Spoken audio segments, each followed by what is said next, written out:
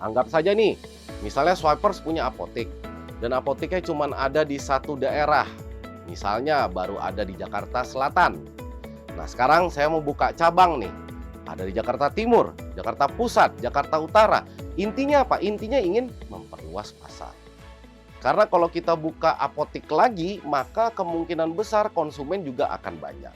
Konsumen banyak, berarti apa yang akan banyak juga terjadi? Cuan atau profit nih ya.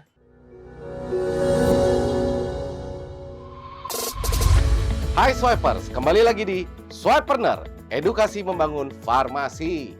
Jadi kita masih di topik yang sama, yaitu Introduction to Marketing. Di chapter sebelumnya, kita sudah membahas konsep perilaku pelanggan.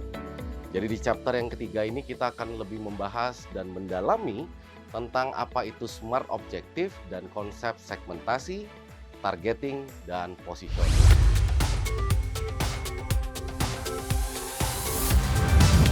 Kita masuk yang ke pertama. Apa sih sebenarnya objektif itu? Jadi kalau objektif itu menurut saya adalah tujuan yang spesifik dan terukur yang ingin dicapai oleh perusahaan melalui kegiatan pemasarannya. Kata kuncinya ada di dua ini. Yang pertama adalah spesifik dan yang kedua adalah terukur. Jadi sebuah tujuan itu harus bisa diukur dan tentunya harus spesifik.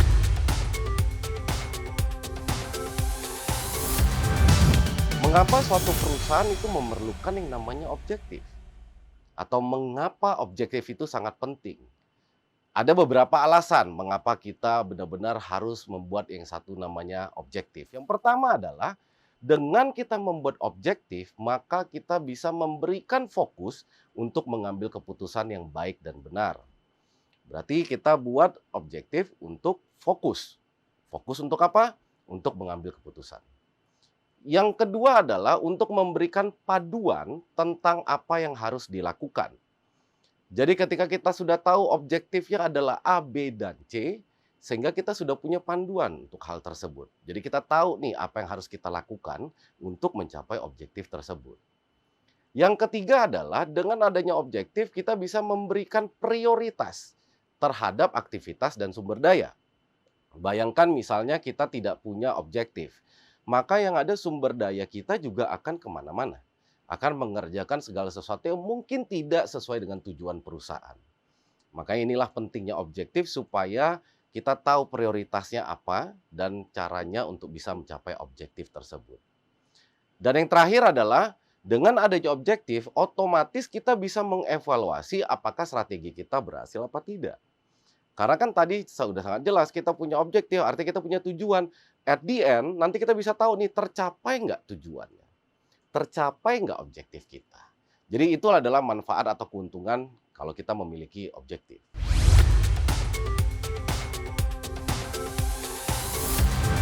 Kita akan bahas lebih dalam lagi bagaimana jenis-jenis objektif. Jadi objektif itu sebenarnya ada berbagai macam. Saya rekap saja beberapa yang biasanya digunakan oleh perusahaan-perusahaan. Yang pertama adalah objektif untuk meningkatkan brand awareness.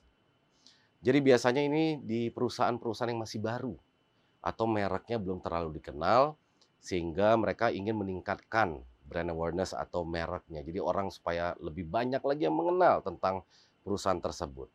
Ini bukan hanya berlaku untuk perusahaan, tapi ini juga bisa berlaku untuk produk dari perusahaan itu tersebut.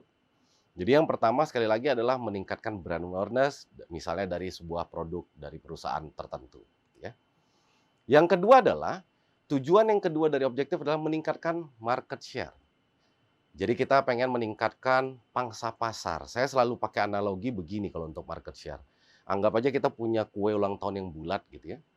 Dan kue ulang tahun itu sekarang dibagi-bagi. Dibagi-baginya itu tergantung berapa kompetitor atau berapa pemain di industri tersebut. Nah, kita ingin meningkatkan bagian kita. Kalau mungkin kita sekarang dapatnya bagiannya kecil, nanti kita mau besarkan, sampai mungkin pada akhirnya cuma ada 2 pemain yang memakan kue tersebut. Yang ketiga adalah untuk mempromosikan produk atau jasa baru. Jadi itu juga bisa menjadikan suatu objektif bahwa ingin meningkatkan atau mempromosikan produk jasa baru, otomatis akan meningkatkan profit dari produk dan jasa tersebut. Yang berikutnya adalah kita membuat objektif untuk meningkatkan profit. Sudah sangat jelas bahwa ini tujuan akhir suatu marketer atau perusahaan adalah untuk mendapatkan profit. Dan berikutnya adalah untuk memperluas pasar. Anggap saja nih, misalnya Swipers punya apotek, dan apoteknya cuma ada di satu daerah. Misalnya baru ada di Jakarta Selatan. Nah, sekarang saya mau buka cabang nih. Ada di Jakarta Timur, Jakarta Pusat, Jakarta Utara. Intinya apa? Intinya ingin memperluas pasar.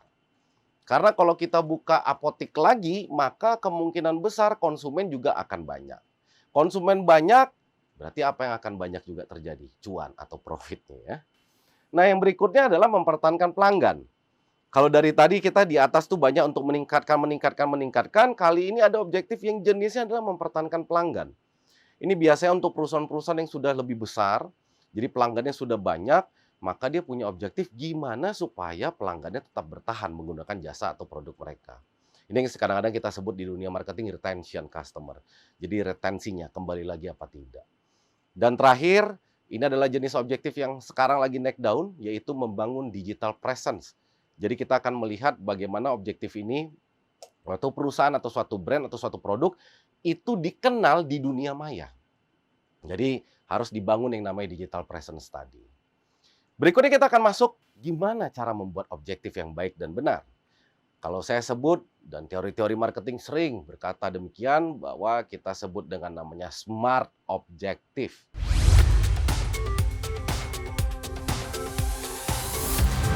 SMART objektif. S yang pertama adalah spesifik. Jadi ketika kita mau bikin objektif, objektif itu harus didefinisikan secara jelas. Didefinisikan secara jelas artinya harus spesifik, sehingga jelas apa yang mau dicapai. Saya kasih contoh, misalnya apotek Adi ingin meningkatkan penjualan. Maka kalau kita susun kalimatnya secara spesifik, meningkatkan penjualan apotek Adi. Itulah untuk spesifiknya. Kita akan masuk yang kedua. Yang kedua adalah terukur, measurable. Ya, jadi ini harus terukur. Sebuah objektif harus memiliki tolak ukur atau indikator kinerjanya. Kita bisa tahu objektif ini tercapai apa tidak, dari mana? Ya tentunya dari tolak ukur tadi. Jadi kita bisa tahu nantinya tercapai apa tidak. Kalau misalnya kita tadi pakai contoh apotek Adi, kalau spesifik hanya sebatas meningkatkan penjualan apotek Adi, maka pas di spesifik, pas di measurable, kita akan mulai ke meningkatkan penjualan apotek Adi sebesar 25%. Jadi bukan hanya meningkatkan penjualan, karena meningkatkan penjualan apotek Adi itu belum terlalu terukur. Apa yang mau diukur?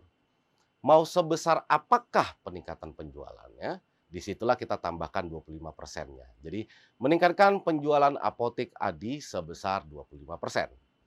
Yang berikutnya adalah achievable. Jadi tadi udah S, udah M, dan sekarang kita masuk ke achievable atau artinya adalah dapat dicapai. Objektif idealnya berada dalam batas kemampuan SDM, kompetensi, dan kapabilitas. Contohnya, menurunkan komplain pelanggan hingga 0%. Ini adalah objektif yang sangat tidak mungkin. Karena sekali lagi, tidak akan mungkin kita 0% untuk pelanggan. Jadi setlah objektif yang memungkinkan dan pasti akan achievable. Terakhir, sebelum kita masuk ke time, adalah realistik. Atau kita bicara namanya relevan. Objektif idealnya harus selaras dengan departemen dan objektif perusahaan. Jadi jangan sampai kita bikin marketing objektif, tapi ternyata itu nggak selaras dengan perusahaan kita sendiri. Contohnya, meningkatkan akuisisi pelanggan hingga 30%. Padahal yang dibutuhkan saat ini adalah penjualan, bukan akuisisi pelanggan. Jadi itu bertolak belakang berarti dengan objektif dari perusahaan itu sendiri. Dan saat ini yang terakhir adalah kita ngomong time. Tadi udah S, M, A, R, T. Sekarang kita bicara tentang time, yaitu jangka waktu. Sebuah objektif harus ada jangka waktunya, sehingga tahu kapan harus kita itu berhenti untuk melakukan objektif tersebut. Contoh, meningkatkan penjualan apotek Adi sebesar 25% di akhir Desember 2022. Jadi itu adalah time frame-nya, bahwa ini harus tercapai peningkatan penjualan sebesar 25% di akhir Desember 2022. Nanti kita akan lanjutkan, kita akan masuk ke konsep segmentasi, targeting, dan positioning. Tapi sebelumnya jangan lupa untuk subscribe, share, dan like video kami ini. Dan juga nyalakan fitur lonceng notifikasinya untuk mendapatkan konten-konten berikutnya dari Swipe RX Indonesia. Swipreneur, edukasi membangun farmasi. Salam sehat. Swipe RX.